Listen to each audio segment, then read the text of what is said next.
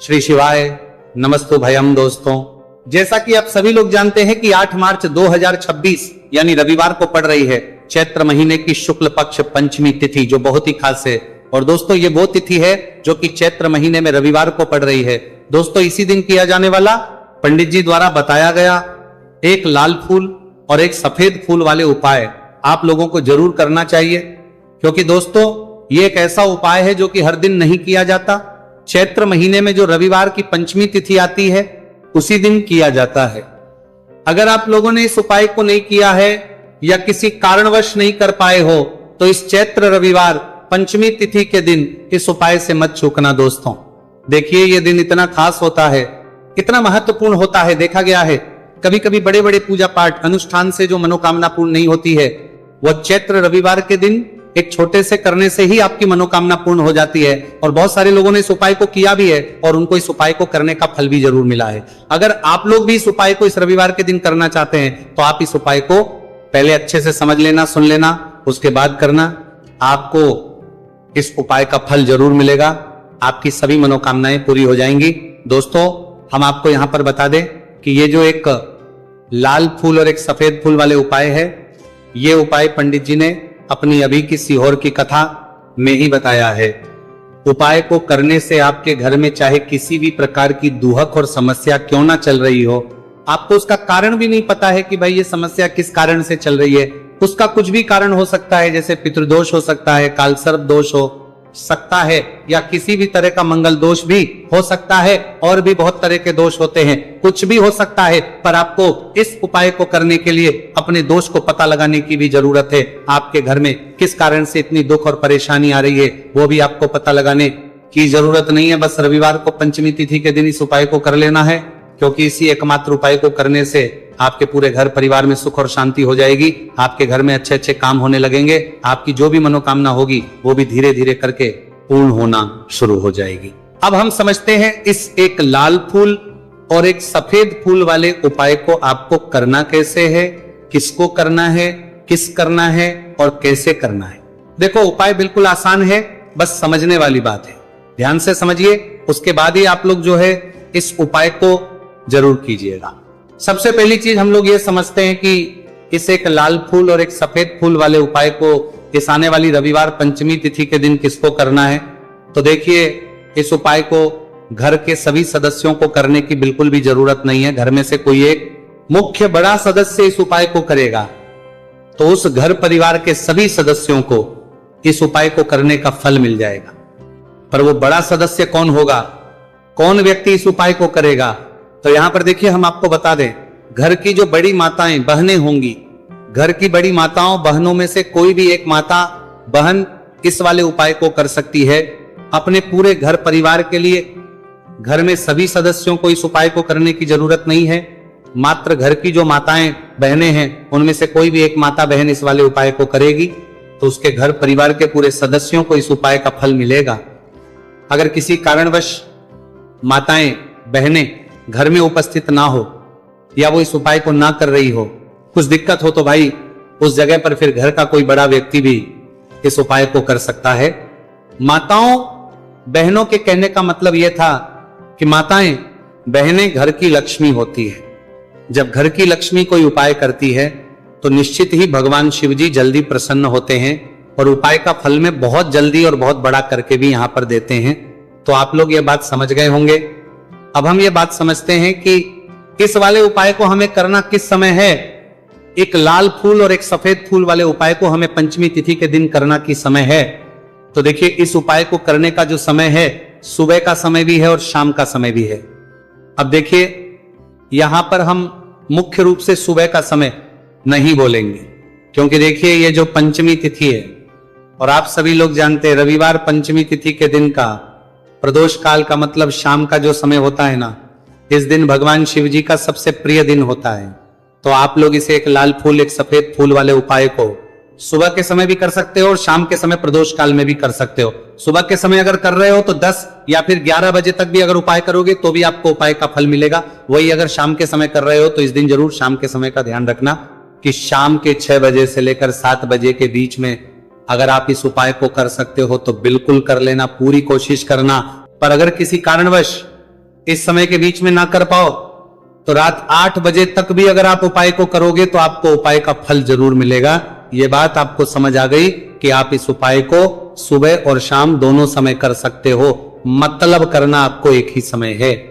घर में से किसी एक ही बड़े व्यक्ति को करना है, एक ही बार इस उपाय को करना है, दोनों समय नहीं करना है।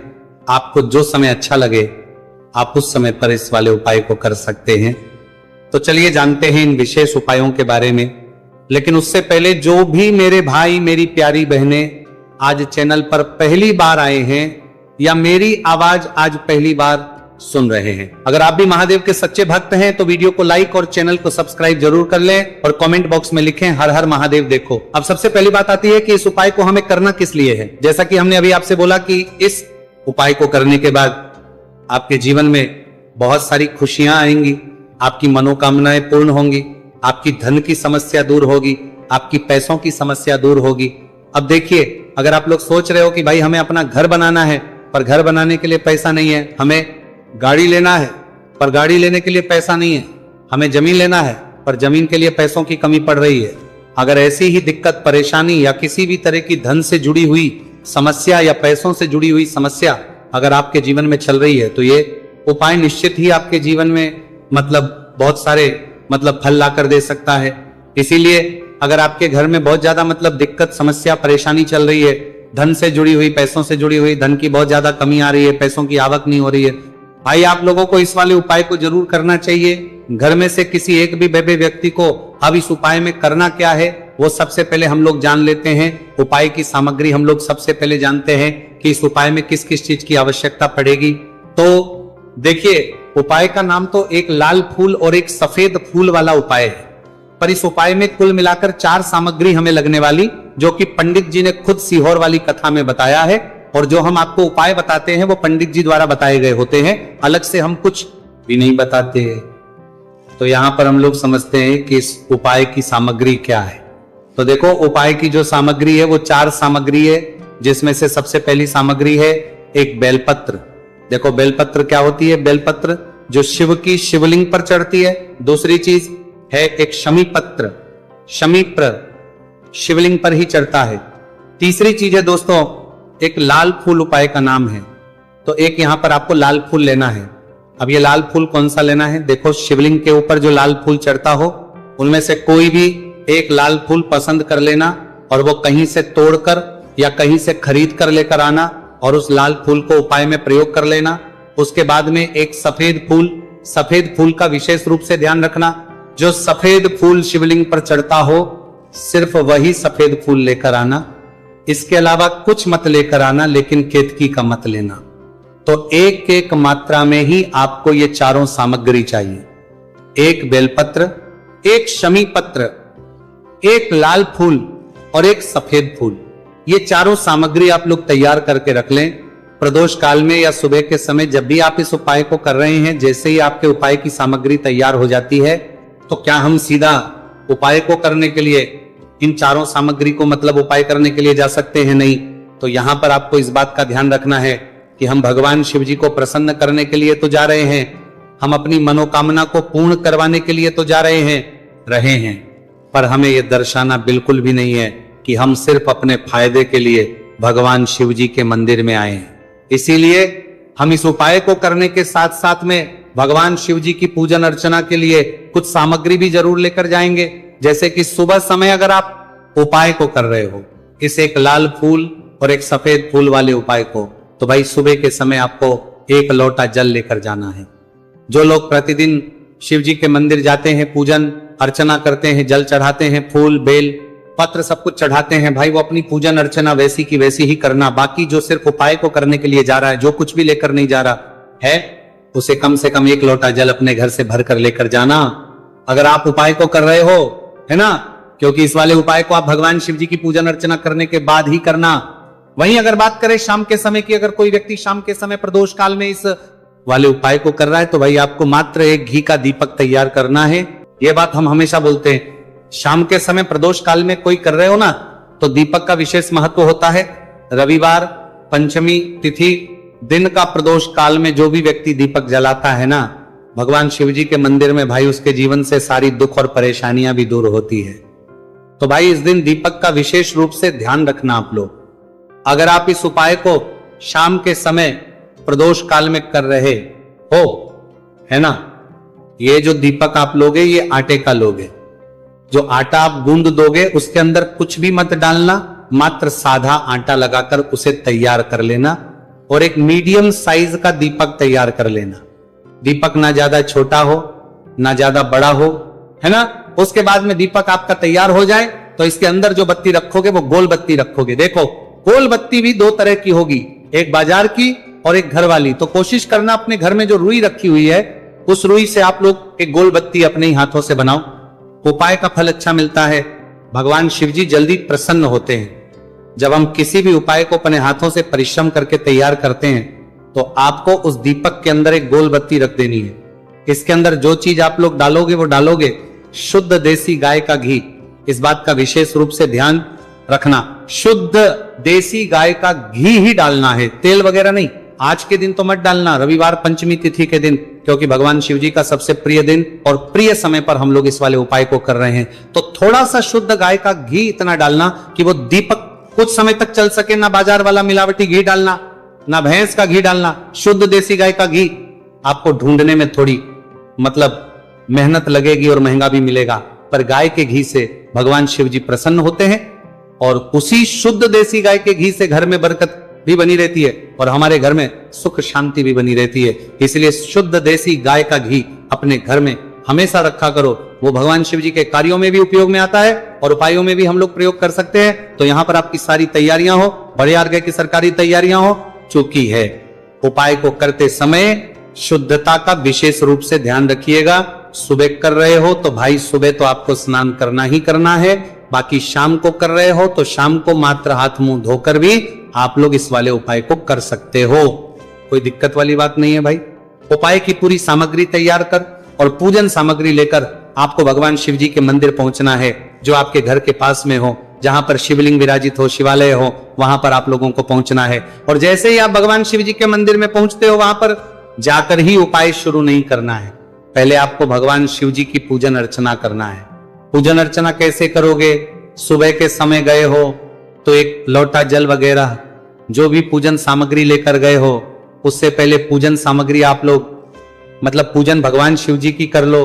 जो व्यक्ति सिर्फ एक लोटा जल लेकर गए वो शिव जी के शिवलिंग पर मात्र एक लोटा जल एक धारा से धीरे धीरे करके चढ़ा लो। अपनी पूजन अर्चना आप लोग जो है पूरी कर लो पहले। उसी के बाद अगर आप शाम के समय कर रहे हो तो पहले जाकर बैठना है भगवान शिव जी के शिवलिंग के पास में। आप जो दीपक तैयार करके लेकर आए हो उस दीपक को पहले जलाना है। ये जो दीपक आप लोग जलाओगे ना, ये किसी और की माचिस से मत जला, अपनी ही माचिस अपने ही घर से लेकर आना और इस दीपक को अपनी ही माचिस से जलाना। अगर आपने मंदिर की माचिस या किसी और की माचिस ले ली, इस उपाय को करने में इस उपाय का फल उस व्यक्ति को भी बहुत मिल जाएगा। इस बात का ध्यान रखना। अपने घर से अपनी ही माचिस लेकर जाना और इस दीपक को जलाना। दीपक को जलाने के बाद भगवान शिव जी की शिवलिंग के पास में रख देना। शिवलिंग के इतना पास में मत रखना कि शिव जी को आंच लगे, थोड़ी सी दूरी बनाकर ही जो है इस दीपक को शिवलिंग के पास में आप लोग रख दीजिएगा। अब जैसे ही आपकी पूजन अर्चना हो जाती है, भगवान शिव जी के शिवलिंग के सामने या आसपास कहीं पर भी बैठ जाइए उपाय को करने के लिए। और उपाय को करने से पहले आप लोग अपनी वो चारों पूजन सामग्री निकाल लीजिए। उपाय की जो सामग्री है वो निकाल लीजिए और भगवान शिव जी के शिवलिंग के ऊपर एक माता अशोक सुंदरी जी का स्थान देख लीजिए। माता सुंदर जी का जो स्थान होता है वो जलाधारी के ऊपर होता है। जलाधारी के बिल्कुल बीचों बीच में होता है। आप लोगों ने देखा भी होगा शिवलिंग की जलाधारी होती है। जलाधारी के बिल्कुल बीचों बीच का जो स्थान होगा वो माता अशोक सुंदर जी का स्थान होगा, क्योंकि यहीं पर हमें ये जो है उपाय को करना है। सबसे पहली चीज, जब हम उपाय को करना शुरू करते हैं, आप सबसे पहले अपनी एक बेलपत्र उठा लो। एक बेलपत्र को आपको माता अशोक सुंदरी जी वाले स्थान पर सबसे पहले समर्पित करना है। बेलपत्र की डंडी का मुख होगा जलाधारी की तरफ, जहां से जल बहता है और नीचे गिरता है, और बीच वाली बड़ी पत्ती का मुख मतलब शिवलिंग की तरफ होगा। इस तरीके से आपको इस बेलपत्र को माता अशोक सुंदरी जी वाले स्थान पर समर्पित कर देना है। उसके बाद में अपनी एक शमी पत्र उठा लो जो आप उपाय के लिए लेकर आए हुए हो। शमी पत्र को उठाकर शमी पत्र की भी जो डंडी का भाग होगा वो जल की तरफ करके, जहां से जल बहता है नीचे गिरता है उस तरफ करके, और पत्ती वाला भाग शिवलिंग की तरफ करके इस शमी पत्र को भी उस बेल पत्र के ऊपर आपको समर्पित कर देना है। समर्पित करने के बाद अब आप ले लो अपना एक लाल फूल जो आप उपाय को करने के लिए लेकर आए हुए हो। इस लाल फूल का जो खिला हुआ भाग होगा, चाहे वो गुलाब का फूल हो, चाहे कोई सा फूल जो शिवलिंग पर चढ़ता हो, भाई उस फूल का जो खिला हुआ भाग होगा वो शिवलिंग की तरफ होगा। बाकी जो पीछे का भाग होगा फूल का, वो जलाधारी की तरफ, जहां से जल बहता है नीचे गिरता है उस तरफ होगा। और आखिरी में आपका जो एक सफेद फूल बचा हुआ है, इस सफेद फूल को भी आपको लेना है, और सफेद फूल का जो खिला हुआ भाग होगा वो शिवलिंग की तरफ होगा, जहां पर शिवलिंग रखा हुआ है उस तरफ होगा, और डंडी का भाग जलाधारी के पीछे की तरफ हो जाएगा। मतलब जो जहां से जल बहता है और नीचे गिरता है, जब आप एक बेलपत्र, एक शमी पत्र और एक लाल फूल, एक सफेद फूल चढ़ा रहे हो, तो उस समय आप लोगों को कांता भगवान या कांता चक्र का नाम लेते हुए ही जो है इस उपाय को करना है, और भगवान शिव जी और नारायण जी का स्मरण करते हुए ही इस उपाय को आपको करना है। तो जब भी आप एक बेलपत्र, एक शमी पत्र, एक लाल फूल और एक कमी हो रही है, जो भी दुख और समस्या परेशानी चल रही हो आपको अपनी, वो दुख और जो है भगवान शिव जी से उपाय को पूरा करने के बाद वहीं पर पास में बैठकर बोल देना है, हाथ जोड़ के आंखें बंद करके अपनी परेशानी और श्री शिवाय नमस्तु भयम का जाप करना है। दोस्तों, आज हमने इस वीडियो में कुछ उपाय बताए हैं जो आपको करने हैं। अगर आपको वीडियो अच्छी लगी हो तो वीडियो को 1 लाइक और चैनल को सब्सक्राइब जरूर करें। हर हर महादेव।